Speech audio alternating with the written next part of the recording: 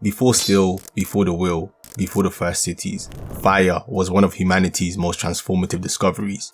It gave us warmth, it gave us protection, but most importantly, it gave us power. And if history has taught us anything, power is never enough. Throughout history, dominant nations have often sought to expand their influence. The world often maintains balance through the fear of mutual destruction. But what happens when one nation advances faster than everyone else? When innovation doesn't just tip the scales, it shatters them completely. This is what happened with the Fire Nation in Avatar: The Last Airbender. I've been thinking, we should share this prosperity with the rest of the world. In our hands is the most successful empire in history. It's time we expanded it. The Fire Nation successfully built a military machine powered by technology, allowing them to dominate the world of Avatar, and in many ways their story mirrors reality more than we realize. Because today's most powerful nations aren't just competing through brute force, they're fighting an innovation war. Nations are racing to control artificial intelligence, cyber warfare, and next generation military technology. And history has shown that whoever controls the next great innovation shapes the future. So what happens when technological progress becomes an obsession? Because history, just like the Fire Nation, has shown that every great empire follows the same path. And in this video, we'll uncover this path to understand what happens after power, technology, and conquest collide. But before we dive in, if you enjoy this type of content, please consider subscribing so you don't miss the next one. And if you deem this video worthy, then please don't forget to drop a like, it will be greatly appreciated.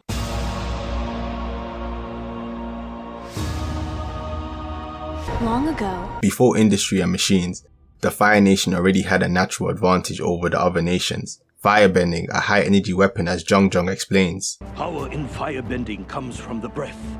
That is why you must master proper breath control. you brought me up here to breathe?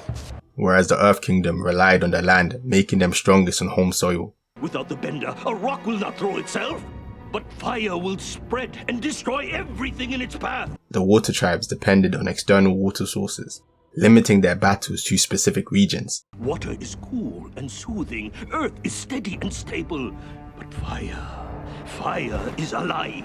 The air nomads focused on spiritual enlightenment and self-sufficiency, choosing isolation over military or industrial advancements. The air nomads didn't have a formal military. But the Fire Nation, they weren't limited by terrain, resources, or philosophy. They had a clear vision. Instead of relying on individual skill, they systemized their firebending, refining it into a structured, militarized force. They created rigid formations and tactical battle strategies, developing their bending into a tool of war. But this development of a tool of war isn't unique to the Fire Nation. It's exactly what happened in reality with gunpowder. Originally developed in China for early weaponry, but in Europe the constant wars between empires pushed rapid development, leading to firearms that reshaped warfare forever. And it wasn't just gunpowder. Some of the most pivotal technological developments all started as military projects. The internet was originally built for defense communications. GPS was developed for missile guidance. Microchips were first developed for military and aerospace applications. And just like the Fire Nation used their bending to dominate the world, nations that monopolized emerging technologies have historically dominated the world stage. During World War II, the race for military superiority led to one of the most deadly technological leaps in history, the creation of the atomic bomb, leading to the Cold War arms race between America and Russia, where the fear of total destruction held the world in balance. For the Fire Nation, this pivotal moment in their history came with the utilization of Sozin's comet. As Azula explains, Fire Lord Sozin began the war, of course. He spent his early years secretly preparing for it, but he was as patient as he was clever. He famously waited for the comet, later renamed Sozin's Comet, and used its power to launch his full-scale invasion of the world. When the comet last came, my grandfather, Fire Lord Sozin, used it to wipe out the air nomads. Now, I will use its power to end the Earth Kingdom. Permanently. And this advantage is what motivated them to aim for total domination of the world. And today, this same fear applies to AI warfare. If a single nation develops an AI system powerful enough to outmatch every other, who's going to stop them? But firebending alone wasn't what made the Fire Nation unstoppable. Their true power came from what they built with it.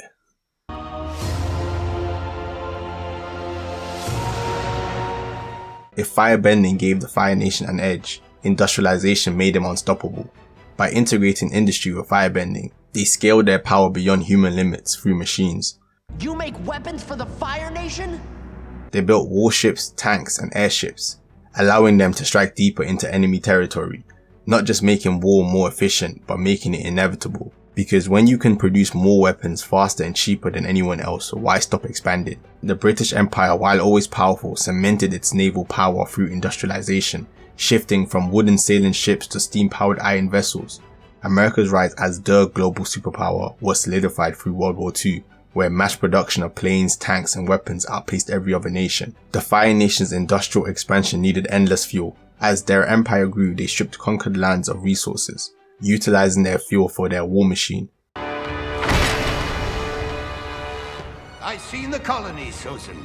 How dare you occupy Earth Kingdom territory? And this isn't just fiction, because history has played out the same way.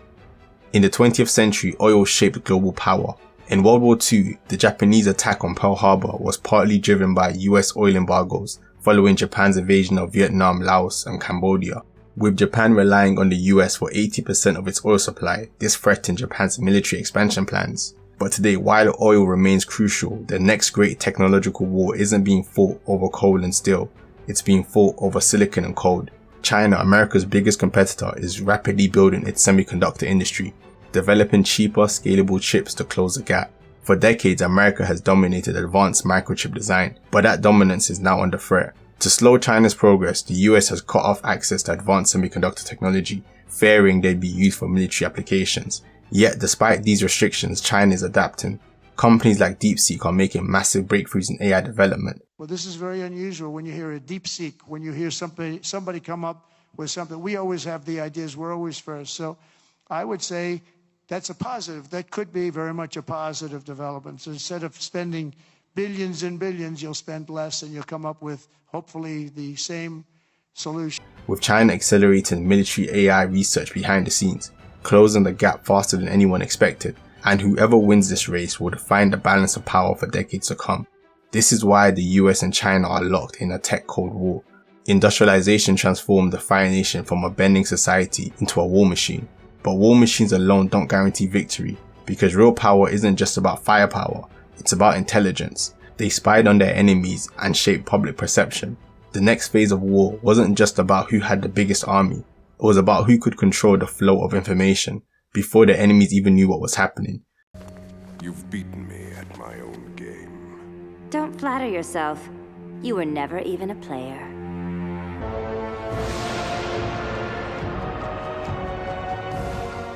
The Fire Nation controls the Western Lake. Rumor has it they're working on something big on the other side and they don't want anyone to find out what it is. The Fire Nation didn't just rely on military technology, they controlled communication, intelligence, and information flow.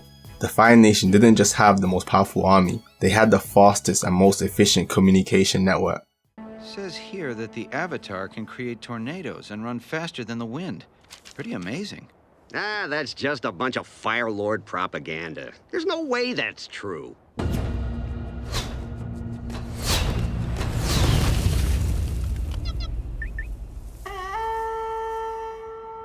They used messenger hawks to relay battle intelligence across vast distances, allowing them to respond to threats faster, coordinate attacks, and maintain control, better than the Earth Kingdom water tribes and air nomads. Sokka, tell me you didn't buy a bird? Not just a bird, a messenger bird. Now we can send messages all over the world. Just as the Fire Nation's Hawk network gave them a strategic advantage, in the modern world the internet, satellites, and GPS serve the exact same function. As modern superpowers use advanced surveillance, satellite networks, and cyber intelligence to dominate global warfare. Historically, the British Empire controlled trade routes, ensuring their naval dominance. The US military relies on satellite-guided drone strikes for precision attacks. But true dominance isn't just about winning battles, it's about making sure your enemies never even get the chance to fight back. Azula mastered this strategy when she captured Ba Sing Se. I'm talking about conquering the whole Earth Kingdom. For 100 years, the Fire Nation has hammered away at Ba Sing Se from the outside. But now we're on the inside, and we can take it by ourselves. She didn't breach the walls, she didn't use brute force. We're in perfect position to organize a coup and overthrow the Earth King. The key is the Dai Li. Whoever controls the Dai Li controls Ba Sing Se. She infiltrated the Earth Kingdom by manipulating its leadership and dismantling their government from within. We've done it, Zuko.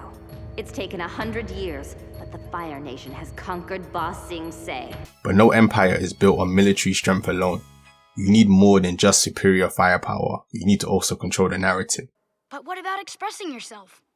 I know sometimes we're so moved by our love for our nation that we can't control our own bodies. If you must, you may march in place quietly next time the urge hits you.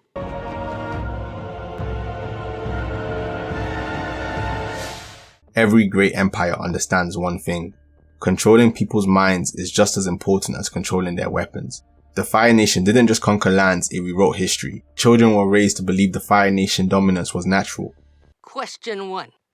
What year did Fire Lord Sozin battle the Air Nation army? Kuzan? Is that a trick question? The air nomads didn't have a formal military. Sozin defeated them by ambush. And this isn't just fiction because history is written by the victors. By framing their war as a noble mission. You were born with nothing, so you've had to struggle and connive and claw your way to power.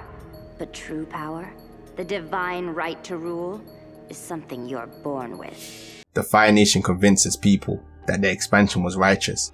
I've been thinking hard about the state of the world lately.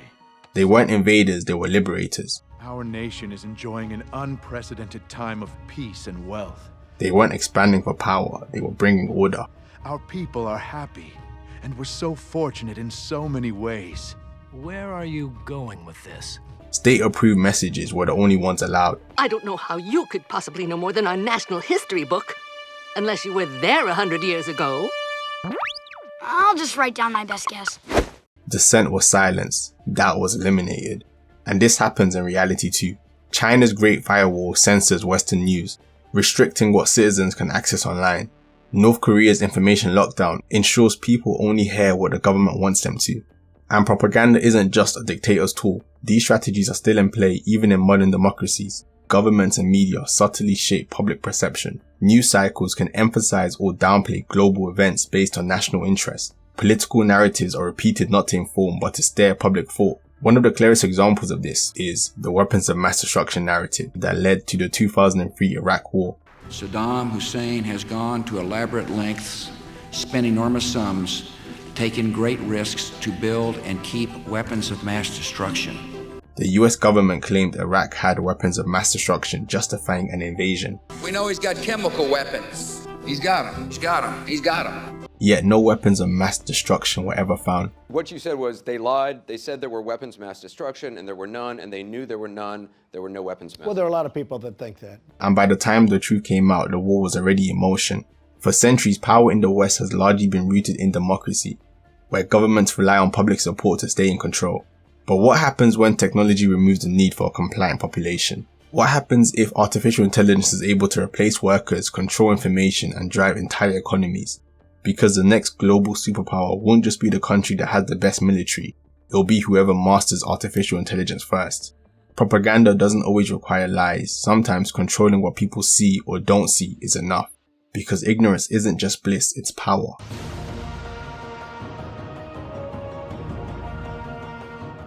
No, the four nations are meant to be just that. Four. Roku, you haven't even stopped to consider the possibilities. There are no possibilities. Every empire that masters technology for conquest eventually faces the same problem. Technology outpaces tradition. At first, the Fire Nation's machines made them stronger than everyone else, but eventually it became a point of vulnerability. It's happened throughout history. Queen Elizabeth I famously refused to grant a patent for a knitting machine, not just out of opposition for progress, but to prevent political unrest. Because power isn't just about who has the best technology, it's about who controls it.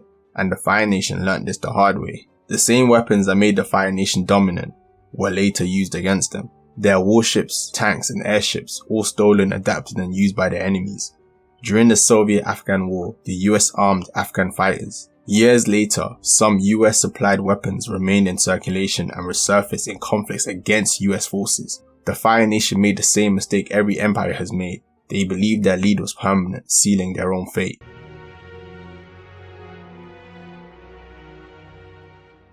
Every empire throughout history has eventually faced collapse or decline from their peak.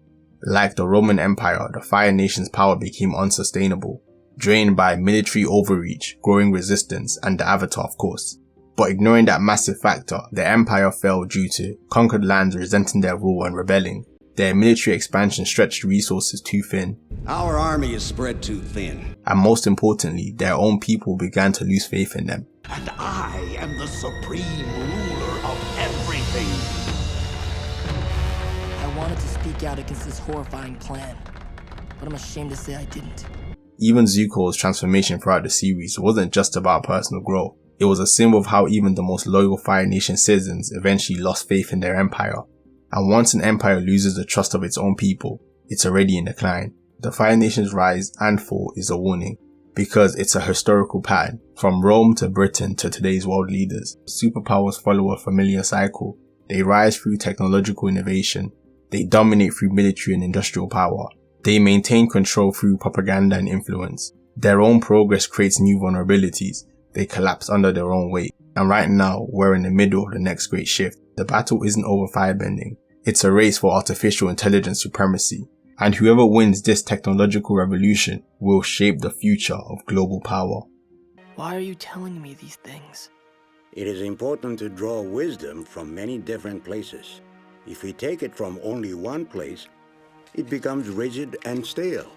I hope you guys enjoyed this video as much as I enjoyed making it. If you made it this far, then genuinely, I just want to say a really big thank you. We're over 100 subscribers now, road to 200, so thank you so much for everyone who has subscribed so far, and I hope I can continue to release videos and content to make that subscription worth it. And if you haven't done so already, then please don't forget to leave a like, subscribe, and drop your thoughts in the comments below. And as always, thank you for tuning in to Rabbit Q, the channel where we navigate life in the 21st century through the lens of modern technology.